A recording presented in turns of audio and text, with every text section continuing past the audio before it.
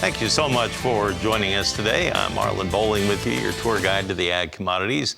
And I'm joined by Dewey Strickler. He's with AgWatch Market Advisors. He is based in Franklin, Kentucky, and he joins us right now to take our first look at our opening markets here to start out the week.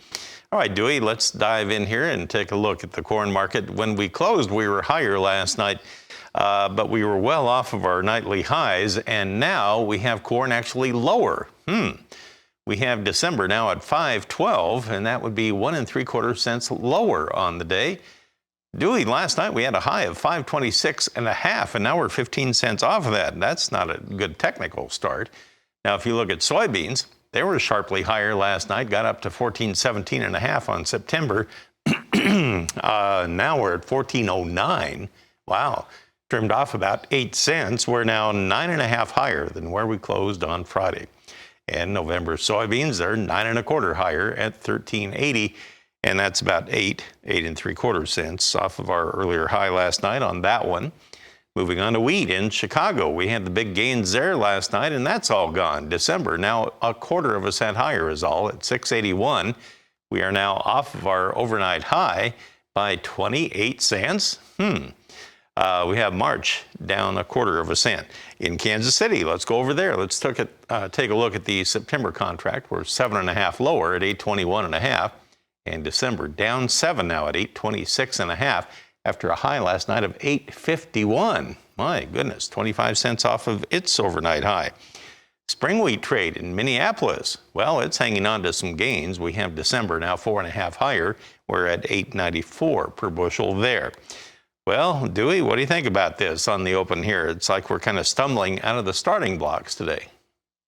Yeah, we are. We had a flurry overnight, and that was just from news that Russia has says that they're not going to renew the Black Sea agreement here. But, who knows what Russia is going to do. I think they're probably going to use this reneging on the contract here to as a bargaining chip to try to get some other things that they want from the West and also from Ukraine. So, that said, I think this is just a bump in the road.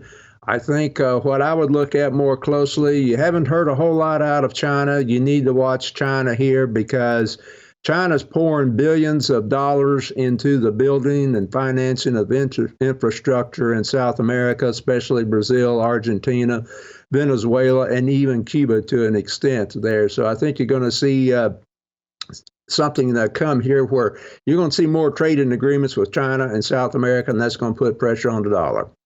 Well, I was going to say, I have been hearing that one of the biggest buyers of Ukrainian grain, such as corn, is China. And if they shut that down, I mean, they're trying to build bridges with Russia, and that probably won't help any. Let me throw this at you. What if China came in and brokered an agreement? Yes. What would happen? Well, their status would go up immensely. And two, yes, they do want the corn. So this would be, a win-win for actually for China, for Ukraine, and very well for Russia, too. Dewey, we had all those rumors last week that China was buying a whole bunch of soybeans, maybe some corn, too. And I have yet to hear anything as far as confirmation on any of those. Have you? No, not a word. You're just not seeing very much on China. As I said before, China is turning their interest towards South America and the building of the infrastructure in South America. This is going to be permanent. It's going to have an impact on U.S. ag. All right, if you're a wheat producer, and we're in the back half of harvest now on winter wheat harvest here in the U.S., how patient are you willing to be before you get serious about marketing that new crop? Well, you should have already done some marketing on your new crop if you haven't done any already. I can tell you this, that the wheat market is oversold. It is due for a recovery, and we may be starting to see a little bit of that. So where are we on your Elliott wave analysis on the wheat? I'm showing that we are due for a rebound. Long term, we still have the possibility to go down and set some new lows. How about corn? Same thing. Beans? Beans, I'm looking for them to go up like the November, maybe up into about the 14 and a quarter, maybe 14.30s area. And then I think you're looking at maybe 12 and a half here again, and possibly even a challenge of those lows we made back in late May of 11.30 and a half. Oh, wow. Okay. Well, that's a technical chart, that's for sure. Dewey, sit tight. We'll come back and we'll open up our livestock trade here on a Monday, and we'll take a look at that right after these messages. As we turn our attention over to livestock trade now on a Monday morning, let's go to live cattle. Our quotes are from Bar Chart. And on live cattle, well, I have to admit, we're just very narrowly mixed. Man, you have to check to see if it's even moving. August is a nickel higher at 180.20. Now it's only 2 cents higher. October now 5 cents lower at 182.57. How's that for a quiet market? December up a nickel at 185.82. My goodness, a nickel is about the biggest range here. Let's look at the feeder cattle market, and in the early going here, we have August 27 higher. We're at 246.92, and you have September up 7 at 249.30.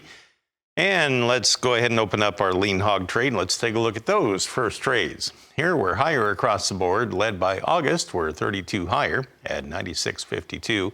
And October 15 higher at 83.75. So there isn't anything overly exciting on the livestock trade.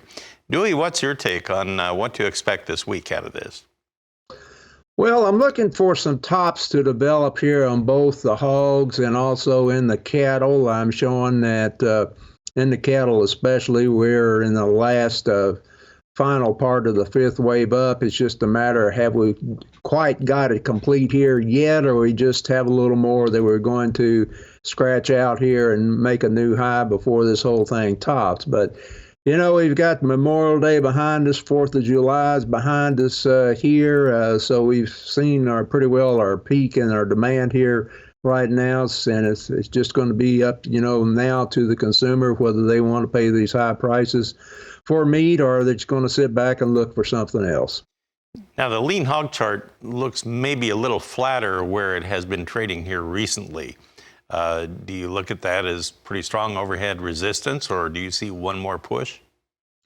It could have one more push. You might exceed it, but it'd just probably be by a marginal amount. All right, let's look at the outside markets here this morning, and let's go to crude oil, West Texas Intermediate crude to be exact. August down 68 cents. We're at 74.74 per barrel right now.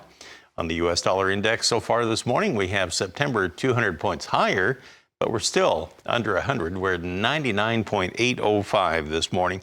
And on the Dow Jones Industrial Average Futures, wow, that's quiet too. September 16 higher at 34,694. Okay, well, Dewey, thank you for the guidance here this morning. Always good to hear from you. Thank you very much, and we'll talk with you next week, same time. Dewey Strickler, AgWatch Market Advisors. He is in Franklin, Kentucky.